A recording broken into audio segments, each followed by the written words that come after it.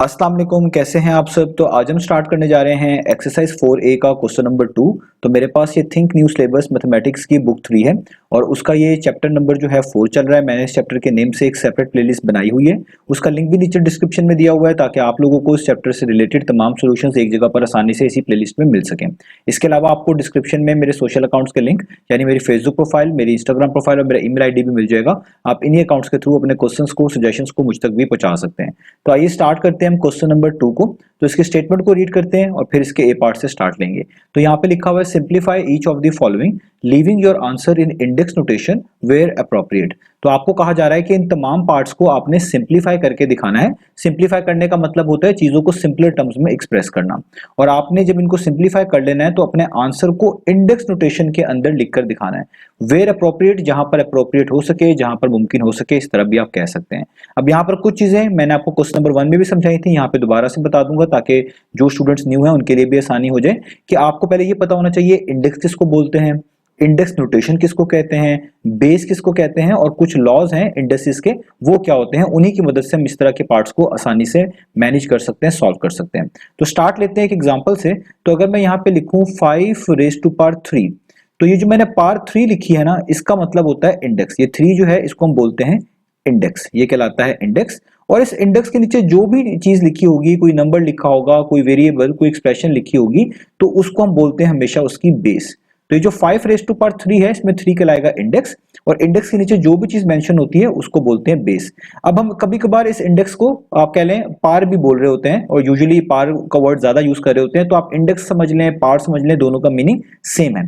और इंडेक्स का जो प्लूरल होता है उसको हम इंडेक्सेस बोल रहे होते हैं। तो ये तो यहां तक तो आपको बात क्लियर हो गई।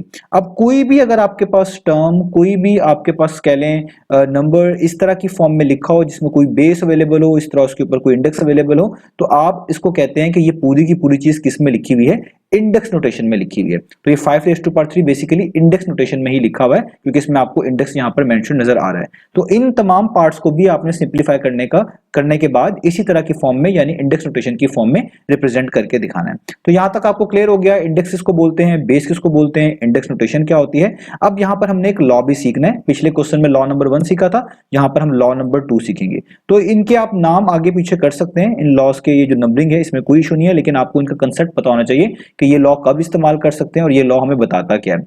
तो लॉ नंबर 2 जो है वो ये बताता है कि अगर आपके पास कोई दो रियल नंबर हो ए, जैसे एक नंबर है ए, दूसरा भी रियल नंबर सेम ए है। ये ए का मतलब है कोई भी नंबर हो सकता है, आप इसको कोई भी नंबर सोच सकते हैं, जीरो के अलावा, जीरो नहीं होना चाहिए। लाइक 2, 3, 4, -1 कुछ भी सोच लें। और इन दोनों नंबर्स के ऊपर कुछ ना कुछ पार्ट्स हों, जैसे फॉर एग्जांपल ए के ऊपर कोई पार m है समझाने के लिए। अब यहाँ पे इस m को आप इंडेक्स भी कह सकते हैं। मैं पार और इंडेक्स का वर्ड एक साथ ही यूज कर रहा हूँ, तो आपने इनमें कंफ्यूज नहीं होना। और इस वाले ए के ऊपर आप इंडेक्स कह लें या पार कह लें, कोई n मौजूद है, और ये दोनों आपके पास कह लें जो नंबर्स हैं, या दोनों आप कह लें टर्म्स हैं, ये आपस में क्या हो रही हो, डिवाइड।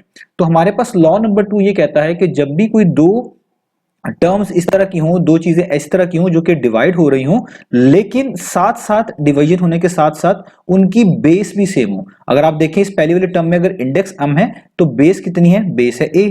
इधर बेस आपके पास क्या है पहली वाले टर्म में a, और इधर दूसरे टर्म में देखें अगर आपके पास a raise to power n लिखा हुआ है तो इंडेक्स n है, और इधर भी बेस क्या है a। तो जब भी कोई दो चीजें, दो टर्म्स, दो नंबर्स आप कह लें इस तरीके से डिवाइड हों कि वो बेस के लिहाज से सेम हो, तो लॉ नंबर 2 हमें ये कहता है कि आपने बेस को एक दफा लिखना है, यानी ये a बेस एक दफा हम लिखेंगे। और ये जो पहली वाली, सबसे पहली वाली जो आपको टर्म नजर आ रही है, पहला वाला जो नंबर आपके नजर आ रहा है, इस तरह भी कह सकते हैं, तो इसकी जो पार है, वो जो इंडेक्स है जो कि m है, उसमें से माइनस कर देना है आपने दूसरे वाले टर्म, दूसरे वाले नंबर का इंडेक्स जो कि n है, यानी इस तरीके से। यानी अगर मैं आपको इसकी एग्जांपल देना चाहूं, अगर मैं यहां पे लिख दूं 5 raise to power 3 divided by 5 raise to power 2, तो आप देखें ये दोनों नंबर्स डिवाइड हो रहे हैं, दोनों की बेस 5 है। तो इस लॉ नंबर 2 के मुताबिक जब दो इस तरह टर्म्स, दो चीजें डिवाइड हो रही हों और दोनों की बेस एक जैसी हो, तो आप इसको किस तरह लिखेंगे, आप बेस एक दफा लिखेंगे, दोनों की बेस 5 है, उसको आप एक दफा लिखेंगे। और इस पहले वाले नंबर का जो इंडेक्स है इसको सबसे पहले मेंशन करेंगे। पहले वाले नंबर का इंडेक्स है 3, इधर लिखेंगे इंडेक्स 3, और इसमें से माइनस कर देंगे दूसरे वाले नंबर का इंडेक्स जो कि है 2, तो 3 - 2 हो जाएगा, और 3 - 2 1 होता है, तो आपका आंसर आ जाएगा 5 रेज़ टू पावर 1। ठीक है। तो ये लॉ नंबर 2 हमें ये बताता है। तो लॉ नंबर 2 तभी एप्लीकेबल होता है जब दो चीजें डिवाइड हो, पहली बात, और दूसरी कंडीशन कि उन दोनों चीजों की बेस सेम हो। अगर ऐसा हो गया तो जो पहला आपके पास नंबर होगा, जो पहली टर्म होगी, आपने उसके इंडेक्स में से माइनस करवा देना है दूसरे वाले के टर्म का इंडेक्स। ठीक है, जिस तरह यहाँ पे पहले वाले का m था, दूसरे वाले का n था, तो m में से माइनस करवा दिया दूसरे वाला n, और वो इस तरह आपने पार की फॉर्म में लिख देना है। ये होता है लॉ नंबर 2। अब आपके पास जो यहाँ पे तमाम पार्ट्स लिखे हुए हैं, इन सब में लॉ नंबर 2 ही अप्लाई होना है। जैसे मैं अगर यहाँ पे ए पार्ट लिखूं, सबसे पहले ऊपर से उतार रहा हूं मैं नीचे, तो यहाँ पे लिखा हुआ है 5 raise to power 8 divided by 5 raise to power 5। अब यहाँ पे इस पहले नंबर का इंडेक्स 8 है, जिसको आप पार भी बोल सकते हैं, दूसरे नंबर का इंडेक्स 5 है, जिसको आप पार भी बोल सकते हैं। देखिए ये दोनों नंबर्स डिवाइड हो रहे हैं और दोनों की बेस सेम है, इधर भी बेस 5 है पहले वाले नंबर में और इधर भी बेस 5 है। तो अब आप इसको क्या लिख सकते हैं, आप इसको लिख सकते हैं यहाँ पर, पहले आप इनको इस फ्रैक्शन फॉर्म में भी लिख सकते हैं, ये भी याद रखिएगा इसमें भी, ताकि आप कंफ्यूज ना हो। आप इसको इस तरह भी लिख सकते हैं, पहले 5 raise to power 8 division sign की जगह पे 9 और दूसरा 5 रेज़ टू पावर 5 इस तरीके से नीचे। आप इसको इस तरीके से भी मेंशन कर सकते हैं, इसमें कोई इशू नहीं है। तो अब लॉ नंबर 2 इन पे लग सकता है क्योंकि दोनों की बेस भी सेम है, नंबर्स की डिवाइड भी हो रहे हैं। तो आपने क्या करना है, बेस को एक दफा लिखना है, तो मैं बेस 5 को एक दफा लिखूंगा। और अब जो पहला आपके पास नंबर था उसका जो इंडेक्स है वो कितना है, पहले वाला नंबर का इंडेक्स था 8, उसको लिखना है इधर इंडेक्स में ही, पार में ही, और इसमें से माइनस करवा देना है जो दूसरा आपके पास नंबर है जो इस लाइन के नीचे लिखा हुआ है उसके इंडेक्स को। तो उसका इंडेक्स क्या है 5, तो ये हो जाएगा 8 माइनस 5। और आगे आप इसको सॉल्व कर सकते हैं, 5 वैसे का वैसे ही रहेगा, और 8 माइनस 5 कितना होता है, वो होता है 3। तो यहाँ पे आ जाएगा 5 रेज़ टू पावर 3। तो ये 3 ही इंडेक्स भी बोला जाएगा, पार भी बोला जाएगा। तो आप देखिए पूरी की पूरी चीज इंडेक्स नोटेशन में ही लिखी हुई है, और हमें यही कहा गया था कि आपने इन तमाम पार्ट्स को सिंप्लीफाई करने के बाद इंडेक्स नोटेशन में रिप्रेजेंट करना है जहां पे अप्रोप्रिएट हो सके। तो देखिए मैंने इसको इंडेक्स नोटेशन में लिख दिया, तो यहां तक ही हमने इसको सिंप्लीफाई करना था। तो ये हमारा हो गया ए पार्ट। अब चलते हैं इसके बी पार्ट की तरफ। उम्मीद है आपको अब ये समझ आ गया होगा कि ये लॉ नंबर 2 हम कैसे लगाएंगे, और यहाँ पे आप मेंशन भी कर सकते हैं, याद रखिएगा यहाँ पे आप इसको इधर मेंशन भी कर सकते हैं कि ये आपने कौन सा यूज किया है, लॉ नंबर 2। खाली रेफरेंस भी दे देंगे वो भी काफी है, ना भी दें तो भी ठीक है, लेकिन अगर दे देते हैं यहाँ पर लिख देते हैं इसके आगे लॉ नंबर 2 तो बेहतर है। तो अब यहाँ पर आगे बी पार्ट को देखते हैं। तो यहाँ पे लिखा हुआ है -7, ये ब्रैकेट्स के अंदर है, इसके ऊपर होल पावर 11 है, आगे डिवीजन का सिंबल है, फिर ब्रैकेट्स के अंदर -7 है और इधर होल पावर 4 है। तो अगर मैं इसको भी पहले इसी फॉर्म में लिख लूं ताकि आप लोगों के लिए आसानी हो जाए, तो मैं यहाँ पे लिख रहा हूँ कि पहली वाली जो नंबर है -7 raise to power 11, division sign की जगह पे ये लाइन, और दूसरा जो नंबर है वो भी है ब्रैकेट्स के अंदर -7 और उसके ऊपर कितनी है, पावर 4। अब देखिए यहाँ पे भी लॉ नंबर 2 ही नहीं अप्लाई होना है क्योंकि ये दोनों नंबर्स बेस के लिहाज से एक जैसे हैं और डिवाइड हो रहे हैं। इधर 11 इंडेक्स है या पावर आप बोल लें, इसके नीचे -7 लिखा हुआ है तो ये इसकी बेस है।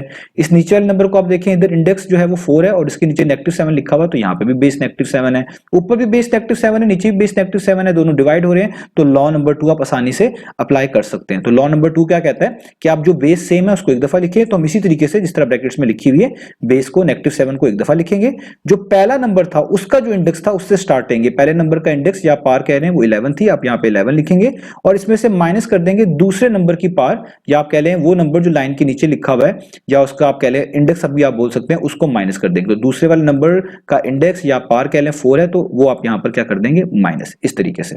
तो अब आपके पास क्या आ जाएगा, अब यहाँ पे आप लिख भी सकते हैं ये आपने कौन सा लॉ यूज किया है, ये आपने यूज किया लॉ नंबर 2। ठीक है, ये आप ना भी लिखें कोई इशू नहीं है, लिख देते हैं तो बेहतर है। ठीक है, अब यहाँ पे आप दोबारा से थोड़ा सा और सिंप्लीफाई करेंगे, -7 तो यहाँ पर आएगा वैसे का वैसे ही, और ऊपर जो 11 - 4 है वो आपको पता है वो 7 होता है, तो यहाँ पे आ जाएगा 11 - 4 की जगह पर 7 सॉल्व करके। तो ये देखिए हमने बी वाले पार्ट को भी इंडेक्स नोटेशन में मेंशन कर लिया, इससे आगे हम इसको सॉल्व नहीं कर सकते। तो ये बी पार्ट हो गया। अब चलते हैं हम इसके सी पार्ट की तरफ। तो सी पार्ट आपको सामने यहाँ पर स्क्रीन पे लिखा हुआ भी नजर आ रहा है, यहाँ पे लिखा हुआ है 6 × x⁻⁷, और ये पूरी की पूरी चीज डिवाइड हो रही है x⁻3 से। तो यहाँ पे हम सी पार्ट पहले उतार लेते हैं। तो यहाँ पे 6 × x⁻⁷, और इस पूरी टर्म को डिवाइड किया जा रहा है x⁻3 से। एक बार दोबारा देख लें कि हमने क्वेश्चन सही नोट डाउन किया है जी, ठीक है। तो यहाँ पे भी पहले इसको फ्रैक्शन फॉर्म में लिख लें, ये जो आपके पास पहली कंप्लीट टर्म है इसको हम लिख लेंगे 6 x⁻⁷ डिवाइड की जगह पे ये लाइन और नीचे लिख लेंगे x रेज टू पावर 3। ये आप जानते हैं डिवाइड के बाद जो टर्म होती है वो इस तरह लाइन के नीचे लिखी जाती है। अब यहां पर आप देखें कि जो आपके पास 6 लिखा हुआ है, ठीक है, ये x रेज टू पावर 7 का कोफिशिएंट है। तो कोफिशिएंट का मतलब होता है जो आपके वेरिएबल या लेटर के साथ कांस्टेंट आ रहा होता है उसी को हम कोफिशिएंट बोल रहे होते हैं। तो इस 6 को आप किसी और नंबर से नीचे डिवाइड नहीं कर सकते क्योंकि इधर x रेज टू पावर 3 के साथ तो कुछ भी नहीं लिखा हुआ। तो ऐसे सिनेरियो में तो जो 6 है वो तो वैसे का वैसे ही लिखे रहने देना, उसको तो कोई भी चेंज आपको करने की जरूरत नहीं है।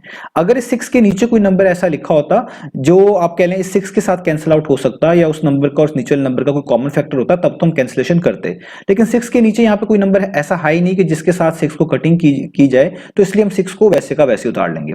लेकिन अगर आप इन दो टर्म्स को देखें, ये जो x रेज टू पावर 7 है और ये जो x रेज टू पावर 3 है, ये दोनों टर्म्स एक तो डिवाइड हो रही हैं और दूसरी बात इन दोनों की बेस सेम है। ऊपर जो लिखा हुआ है x रेज टू पावर 7 उसमें भी बेस क्या है x, और नीचे जो लिखा हुआ है आपके पास x रेज टू पावर 3 उसमें भी बेस क्या है x। तो जब बेस सेम हो, चीजें डिवाइड हो रही हो, तो आपको लॉ नंबर 2 याद है, आप क्या लिखेंगे, आप बेस को एक दफा लिखेंगे तो बेस x एक दफा आएगी, और जो सबसे पहले टर्म लिखी हुई थी, जो सबसे ऊपर लिखी हुई है आप कह लें, उसमें जो बेस की पार है जिसको आप इंडेक्स भी बोलते हैं उससे स्टार्ट करेंगे, उसको पहले लिखेंगे, वो 7 है तो 7 लिखेंगे और उसमें से माइनस कर देंगे दूसरी वाली टर्म की पार को, दूसरे वाले टर्म के इंडेक्स को। दूसरे टर्म जो नीचे लिखी हुई है उसका इंडेक्स कितना है 3, जिसको आप पार भी कह सकते हैं, तो यहाँ पे आप लिख देंगे 7 - 3 इस तरीके से पार में। अब ये सॉल्व हो चुका है तो अब आप यहाँ पे लिख देंगे 6, ठीक है, x वैसे का वैसे ही, और 7 - 3 आपके पास कितना होता है, वो होता है 4। तो आपका आंसर आ गया 6 × x रेज़ टू पावर 4। इससे आगे हम इसको सॉल्व नहीं कर सकते, तो यहाँ पे भी आप देख सकते हैं अपने लॉ नंबर 2 यूज करके बड़ी आसानी से इसको भी सिंप्लीफाई कर लिया, ठीक है। तो अब यहाँ पर आप कह लें कि ये हमारा सी पार्ट भी हो गया। अब हमारा रह गया लास्ट पार्ट, डी पार्ट। तो डी पार्ट यहाँ पे लिखा हुआ है -15 y raise to power 9 divided by 5 × y raise to power 4। तो हम यहाँ पे इस डी पार्ट को भी मेंशन कर लेते हैं। ये ब्रैकेट्स में है -15 y raise to power 9 divided by 5 y raise to power 4, ठीक है। ये मैं ऊपर से एक बार देख भी लूं कि हमने चीजें सही नोट डाउन की हैं, जी बिल्कुल सही है।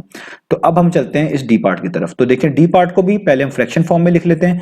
तो जो आपकी ये पहली आपकी जो टर्म है इसको इसी तरीके से मैं लिख रहा हूं, -15 × y raise to power 9 bracket close, आगे ये आपके पास डिवीजन की जगह पे लाइन, और दूसरी टर्म जो है वो आप लिखेंगे यहाँ पे 5 × y रेज़ टू पावर 4।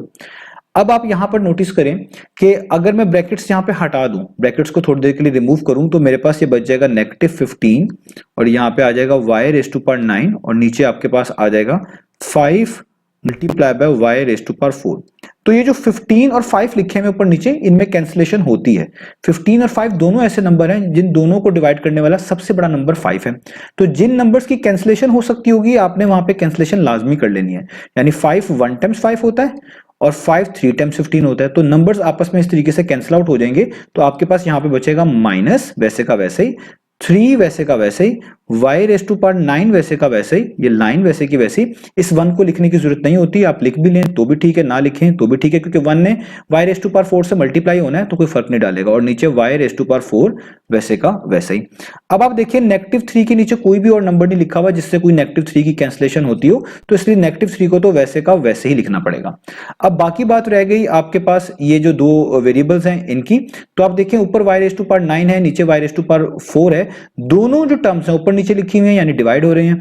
और इसके अलावा आप देखिए दोनों की बेस सेम है, ऊपर जो टर्म लिखी हुई है उधर भी बेस y है, नीचे जो लिखी हुई है उसकी भी बेस y है। तो लॉ नंबर 2 के मुताबिक अगर दो चीजें इस तरह डिवाइड हो रही हो और उनकी बेस सेम हो तो आप क्या करते हैं, आप बेस को एक दफा लिखते हैं तो y को एक दफा लिखेंगे, और जो पहली वाली आपके पास टर्म है सबसे ऊपर जो लिखी हुई होती है वो क्या है, उसका इंडेक्स कितना है 9, उसकी इंडेक्स को उसके पार को पहले लिखेंगे, यहां पर आप लिखेंगे 9 को पहले और उसमें से माइनस कर दिया करेंगे दूसरी वाली जो टर्म थी उसकी पार को, जो दूसरी टर्म है वो नीचे लिखी हुआ करेगी, उसकी पार कितनी है 4, उसका इंडेक्स कितना है 4, तो वो यहां से क्या करा दे इसमें से माइनस। तो ये आपके पास आ जाएगा -3 और 9 - 4 कितना होता है, वो होता है 5। तो यहां पे आ जाएगा 5, ये आ गया -3 और आगे आप इसको देख सकते हैं लिखा हुआ है × y रेज़ टू पावर 5, ये इसका आंसर है। आप इसको ब्रैकेट्स में भी सॉल्व जो है कर सकते हैं, मतलब आप ये सारी चीजें इस तरह ब्रैकेट्स में भी लिख सकते हैं, वो भी आंसर इसका बिल्कुल ठीक होगा। तो उम्मीद है आपको ये तमाम के तमाम पार्ट्स अच्छे से समझ आ गए होंगे। तो इंशाल्लाह हम अपनी नेक्स्ट वीडियो से मिलेंगे बाकी सॉल्यूशंस के साथ।